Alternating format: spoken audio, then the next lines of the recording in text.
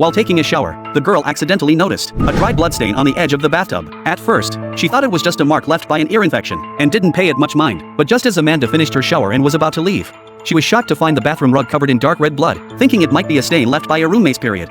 Amanda ran back to the bathroom in disgust, but just as she was blow-drying her hair, she looked down and saw a pile of unflushed feces in the toilet. Amanda recoiled in terror, since all three of her roommates were very clean.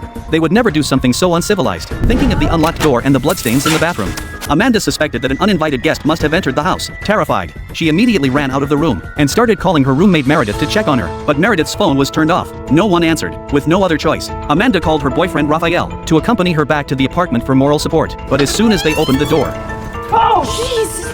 Don't do that! The two cautiously ventured further inside to investigate. Amanda's bedroom was a bit messy, but otherwise normal. Next door, roommate Laura's room was spotless and immaculate, but when she opened the door to another roommate, Philomena's room, she was instantly shocked by the scene inside. The room had been ransacked, and the window glass had been smashed. A burglar had indeed broken in, but what was baffling was that not a single valuable item was missing. Raphael believed this was definitely not a simple burglary. Just then, roommate Philomena called. Upon learning that her room had been completely ransacked, she immediately hung up and rushed over. Just then, Amanda suddenly realized they hadn't checked Meredith's room yet, but her door was locked from the inside. And no matter how hard they knocked, there was no response. They called her phone, but still no answer. They tried to peek inside through the keyhole, but the gap was too small. They could only make out a brown leather bag. This proved beyond a doubt that Meredith was inside. A sense of foreboding instantly washed over them. Raphael tried to ram the door open with his slender frame, but he quickly abandoned the idea. Given the situation, their only option was to call the police. As they were leaving, Amanda was shocked to discover that the pile of feces in the toilet had vanished. This meant the thief was likely lurking nearby. The more they analyzed the situation, the more frightened they became.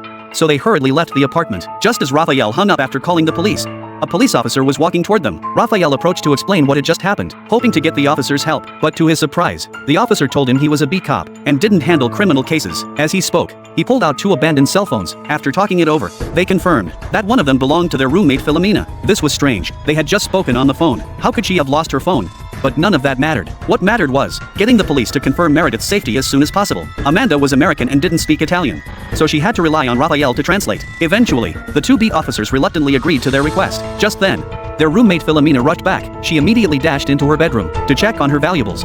Ma i miei gioielli ci sono tutti quanti. Sono suoi questi cellulari? Non sono miei, no! Philomena said both phones belonged to Meredith. One was the one she used to contact her family in the UK, while the other contained a local SIM card she had lent her. Philomena was Italian and usually had a rather lukewarm relationship with Meredith, who was from the UK. But today, she was acting unusually concerned, as if she knew exactly what had happened inside. Finally, at Philomena's urgent insistence, the police forced the door open. When everyone saw the scene inside, they all froze in shock. Meredith had indeed met with a tragic fate. Her body had been dismembered and covered with a blanket. The manner of her death was extremely brutal.